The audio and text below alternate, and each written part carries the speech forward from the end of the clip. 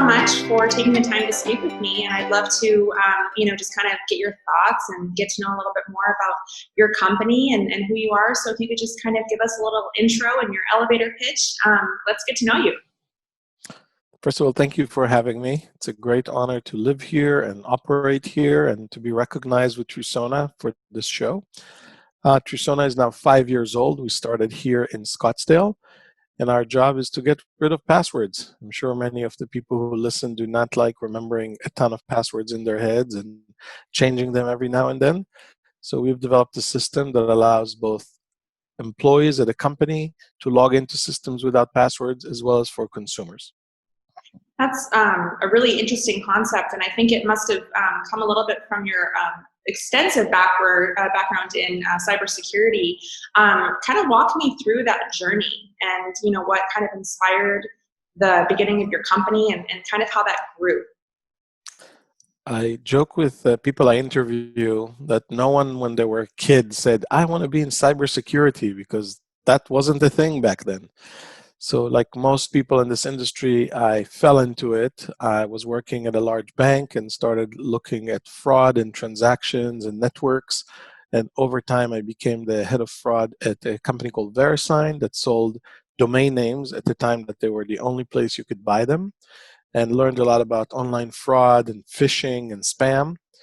Then I relocated here to Phoenix by working for American Express as a worldwide fraud director on the issuing side. And in 2004, I left American Express to start a company called the 41st Parameter. It was a fraud detection company for e-commerce merchants. And after running it for about 9 years, it was acquired by Experian. I stayed in the Valley, and after a period of time of thinking what I really want to do when I grow up, it was still cybersecurity, because I love what I do. And in 2015, we started Trusona, and today we have 32 people. Most of them are here in the area, and some are around the world. I think it's funny. I definitely relate to that. People, don't necessarily see getting their start in cybersecurity. I actually came from cybersecurity. That's where I kind of started my internship, and I've definitely kind of grown a passion and a love for the industry and kind of a fascination for things are going. One of the most interesting metaphors and analogies that I've heard, and I'd love to get your perspective on it, is that as time goes on, identity thieves and things like that, they're lazy by nature, but they'll definitely get creative. As they, go from the common, someone stealing a purse to stealing a credit card to stealing a driver's license to stealing social security number. The analogy is sometimes it's better to have an easy break. Like with athletes, it's better to roll your ankle versus tearing your ACL. What are your thoughts on how cybersecurity and cybercrime is growing, and how are you guys kind of combating that? It's a great question. I think in today's day and age, we have to realize that ever since computers started, and with that security of computers, we've used username and password for years and years and years. And no one knew how popular the internet would be 20, 25 years ago. And unfortunately, what we see is that everybody kept the same way computers were protected in the 60s and the 70s and 80s, where they were not networked per se. And now that we are all over the world with banking and healthcare and all of our credit card information, we kind of ported that security to consumers. I do think that if we leave those passwords out there, that will be part of your example of a smaller breakage than a bigger one. And for that reason, we are advocating that we have to get rid of counting on username and passwords, because they are breaking all the time. And it's just that we don't have anything else to keep us whole. So Trusona's mission is to let people use passwords if they want to, but not rely on username and password as the real gate of giving your bank account information or your healthcare information or credit card and so forth, and add today's security, which is already in everybody's mobile phone, and use that as the real gate, but not username and passwords. Yeah, I think, for me personally, I'm kind of one of those, it's going to happen to me at some point. I'm going to get my identity stolen. I've already accepted that as the reality. For me, it's really the inconvenience that you're going to have to go through. So I'm not necessarily trying to combat my identity getting stolen. I'm just trying to stop myself from getting the headache. And I think with consumers, that might be kind of a common way of thinking. As you guys are building your company and structuring your business, how do you envision your current customer and future customer being? That's a great question. We usually are in a B2B2C environment when it comes to consumer. So we would go to a large bank and sell them our software, and they would implement it for their customers. So we usually do not come in touch directly with the consumer. But we will advocate to anybody to call their healthcare company, call their bank and say, hey, times have changed. Why am I still using username and password to protect my, financial kingdom? I do think your thought that it's only a matter of time before your identity gets stolen is unfortunately a rational one. I hate saying it, but that's the reality. You read the newspapers like I do, there's a breach almost every day now.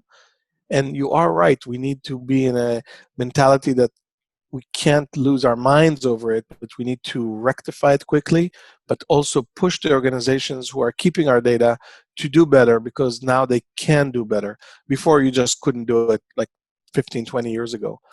I would give advice to every consumer who listens to this to do everything they can not to fall prey, but also know that there's zero-day attacks and malware that you cannot expect the older generation to necessarily understand what's going on there, and some identities will get lost. There's no doubt about that. But as a society, as a community of risk managers and CISOs and practitioners, we should ask ourselves, why are we not pushing to move off of passwords faster? Because that would clearly take care of people like you and me and everybody else who listens. So I think it's really interesting that you guys are going after the B2B2C model. Was that something that evolved through your company, or was that a learning from one of your previous companies that you had founded? How did you get that direction, and do you think it's going to keep on that path? We hoped to be a B2C company in day one, and we made our app for free. And if you are listening to this broadcast and you have, for example, a WordPress website, we give our WordPress plugin for free because we believe no one should use username and password as a webmaster. However, in our business plan, we realized that every time we would go to a large brand, let's just say Netflix was one, they said, wow, this is really cool what you guys are doing. How many people have signed up? And we would say 20,000. They say, oh, when you reach 20 million, come back to us, because then it will be a relevant swath of our user base to use it. But then if you go to the consumer and say, download my app, I want you to be able to use it on Netflix, they'll say, well, is Netflix honoring it now? And you'll say, no, they're waiting for you to So you have a chicken and an egg problem. And the easiest way to crack that was to go to a site and say, I don't care if they use my app or not, use it as an SDK in your app, and then people can start using it. So we did try to go direct, but it creates a double penetration issue that, do you have enough places to open with the app, or you have enough users, and we just abandon it in order to go B2B2C. Yeah, I mean, I think that makes complete sense, especially when you're trying to capture a large part of the market. Being able to offer a service, gaining credibility, kind of building traction from there really is one of the strongest ways to go about that. And with your team operating so lean, and I don't mean to pry, I was listening to one of your other recordings that said that you're VP of whatever it takes to get the job done. What could you elaborate on that a little bit? What is your kind of day-to-day? I mean, you have to be big picture, but I imagine you're probably getting your hands, dirty and doing the work too.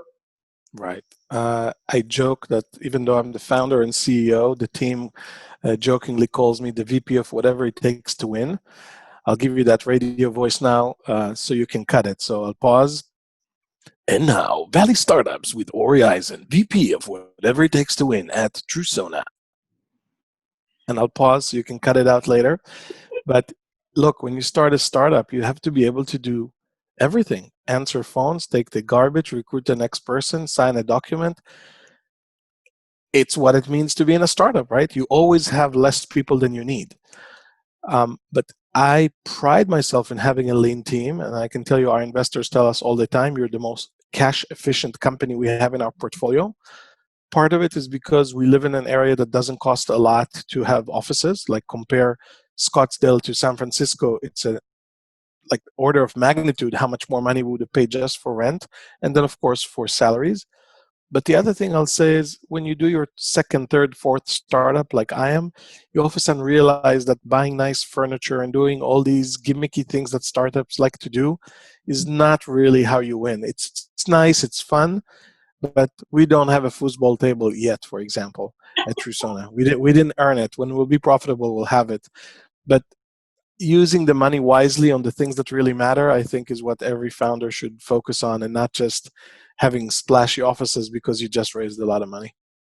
Yeah, I think that that's definitely something. I mean, people have this vision when they go into a startup that they're going to have the foosball table, they're going to have, the happy hour with the teams, and, it really isn't glamorous, and it's not going to be glamorous. I mean, the longer you stay in business, the more that you learn that. What were some of the early hard lessons that you had learned previously that you were able to implement into your current business? I mean, I think that would be great for our listeners to be able to maybe take your lessons and run with them. Without using a plug, I do give all of that advice free on my personal blog called orieisen.com, because people ask these questions all the time. Well, what can I do? What can I learn from somebody who failed before or had a success so I don't make the same mistake? So I gladly will give this information, and I'm sure there's others who will do the same. I'll give you the top 3 things that come to mind. The first one we already said: don't waste your money on things that don't really push the business forward, because VC money is the most expensive money you'll ever raise, ever, because you're giving away your company. I mean, that's how expensive it is. The second is advice that I actually got from Andy Grove at Intel in 2006. I've met him at a CEO retreat that Kleiner Perkins, our VC, arranged. And he looked at me and said, the best advice I can give you, when I asked him, what's the advice you'd give me, right? He said, like, survive and then thrive. And it's such a simple advice, but hard to execute on. First, take care of the product market fit, on the go-to-market, on the fact that people really want to not just tell you they'll buy your product, but really buy it, use it, and share the love, right? Tell others that they love it. Until you get there, don't think that you've made it. Don't start spending your money. And especially in a down economy right now with COVID and everything that's going on, if you wouldn't think this way, you would keep spending on ads and shows and all these things, realizing they're not really helping you. So first, survive. Get to a place that you're either cash flow positive or cash neutral, and then thrive and think about all the wonderful things you can do later. The third is hire fast and fire slow, or rather hire slow and fire fast. I was going to say, it's just, Yes. you get a job, and then, I'm going to give you a couple of rounds to screw up, and then That's right. we'll talk about letting you go. Yes, take 2. Yeah, hire slow, fire fast. We do a lot of interviews when we hire people, and it's part for them to get to know the company and the team and vice versa.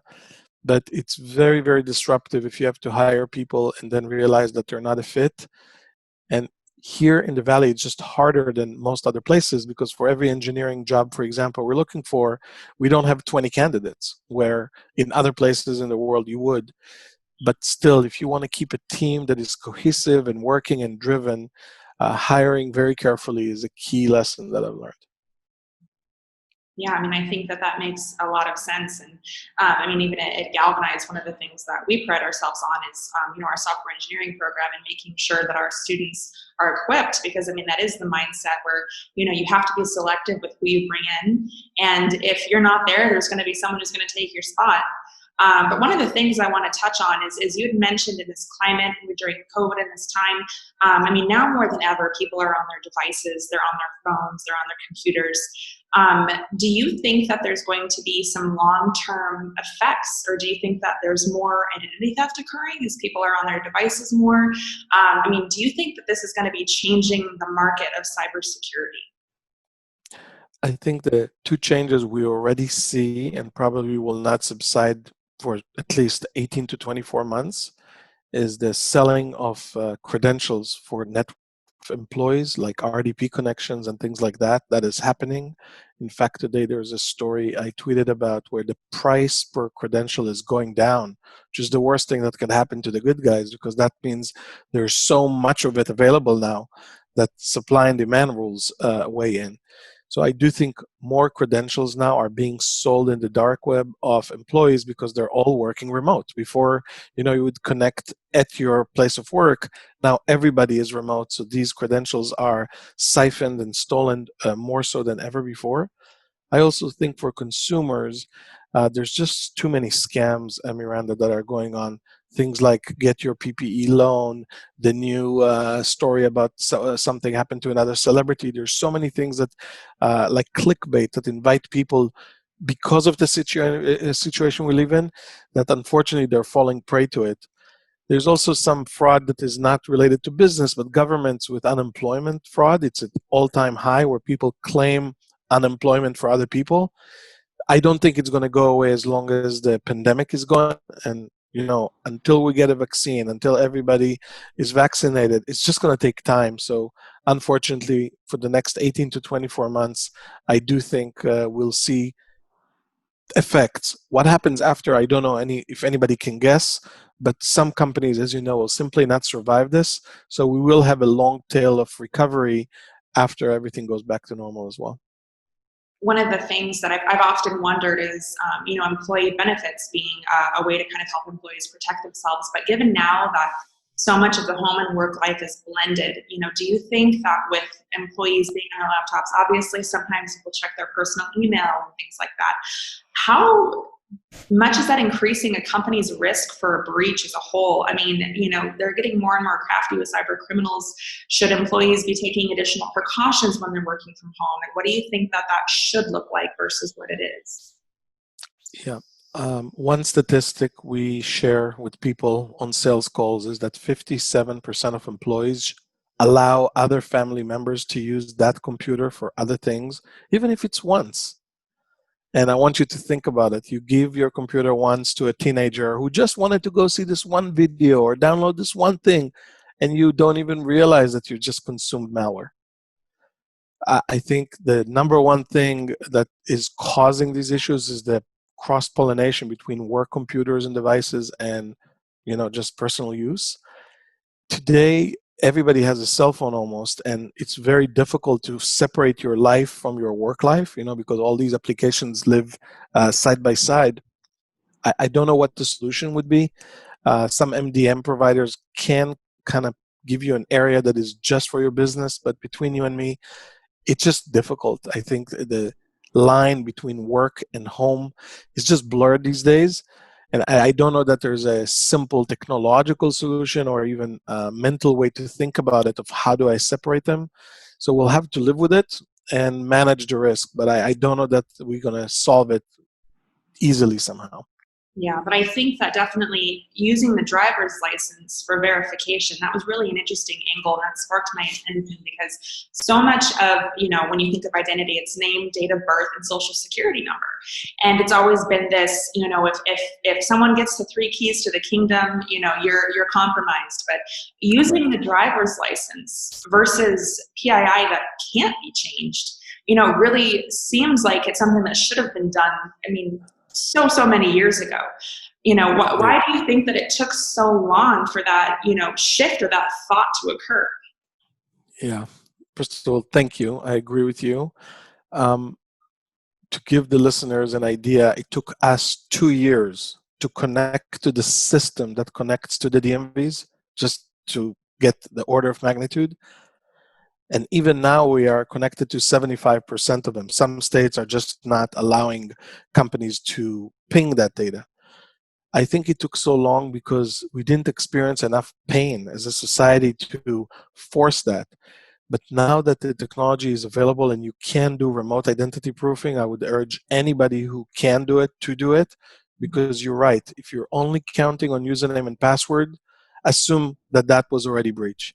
If you now add things like, okay, date of birth and maybe social security number, let me tell you, after the Equifax breach, assume that is already on the underground. So you're only left with the last bastion of hope, which is, okay, government issued IDs and some data that is on it that is never been filled in the form. For example, the checksum of the document.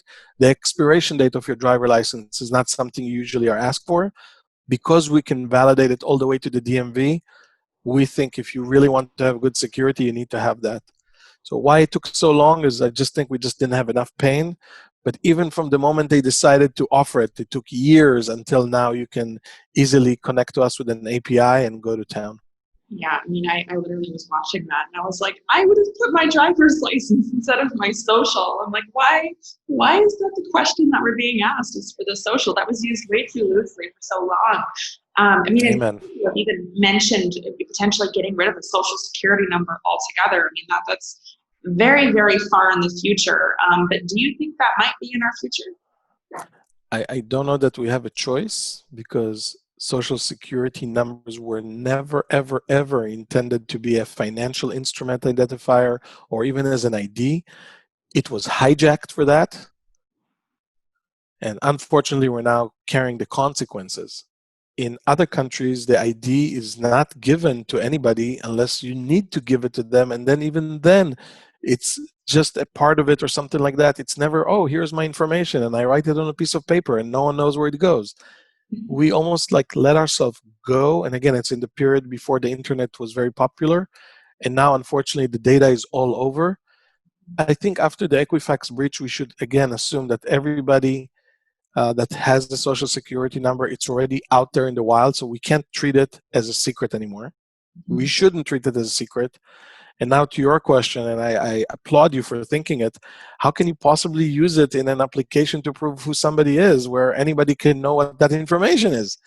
Clearly, it's not good enough anymore. So I hope people will move up the chain to scanning of a driver license and to a passwordless way of authentication, because otherwise you just don't know who's on the other end. And kind of my next question is, I mean, this has to be top of mind for every Arizonan, but we are getting our new travel IDs, and that's kind of a new statewide mandate. Is that something that you guys are ready and gearing up for, or was that a curveball?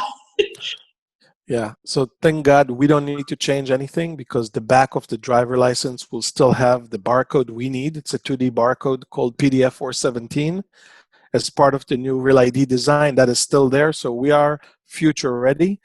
The only thing that really changes the counterfeit measures for the actual card. So thank God we don't have to do anything different. It will just work. Perfect. Yeah, I definitely I need to get my travel ID. It's been kind of a lingering thing, and I'm like, how was this not thought of when the new IDs were released? But gearing up and procrastinating now more than ever. But I just wanted to leave a couple closing questions for you. I mean, one, do you think that as time goes on and more banks are integrating with Trusona, I mean, do you envision your 5 to 10 year plan being the standard within the industry? And I'll ask my next one after that. I sure do hope so. Our investors hope so. And everybody who's using Trusona is already asking us, well, how come you're not there and there and there? And I keep telling them, there and there and there need to sign up. I can't force them to use it. I think Trusona or Trusona-like solutions will be the standard. Otherwise, any CISO or anybody who's responsible for risk just is ignoring or burying their head in the sand to the real risk they're facing. You cannot and should not use static credentials because they could have been breached yesterday or a year ago, and you don't know if it's me or you or somebody else. You just don't know. So we have to get out of that rut of using username and password into the future. So I do think so, and I hope so, that everybody will move to that, because otherwise we're just helping the bad guys to do more bad things.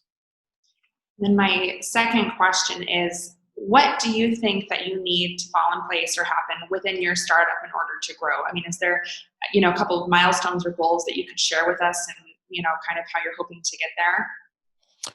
Yeah, I think the good news, bad news for us is login is such a ubiquitous activity. Think about it. It could either be a consumer logging into a bank or the employee of the bank logging into their network. So right there, our focus and our product market fit has to decide, am I going B2C or B2E? And let's just say we go in B2C, just for the sake of example. If you read Jeffrey Moore's books about crossing the chasm and how startups make it, it's by focusing on a single industry. It could be banking or healthcare or travel, you name it. And then after gaining 3, 4, 5 logos in the same industry, you have your beachhead, or you have a place where you can now keep monetizing. We have the good news and bad news of getting requests every single day from all over the world of wanting to go passwordless. That for us to stay focused and only in one place is really an art. And I can tell you, I just got out of a board meeting today where we say we want to do ABC, but then a deal comes from DEF, right? It's just how life is. For us to get to crossing the chasm and become a thing that everybody knows what we do will probably take 7 or 8 more large deals and large brands. And after that, it will just be seen by enough people that it will become, oh yeah, I've seen this before. It's not new and different. And then other executives in competing companies will say, oh, I want that too for my... Can you hear me okay? Oh, sorry, I think it just moved. I'm trying to figure out how to get it back. Okay, let me know when I can continue, because I can hear myself now back.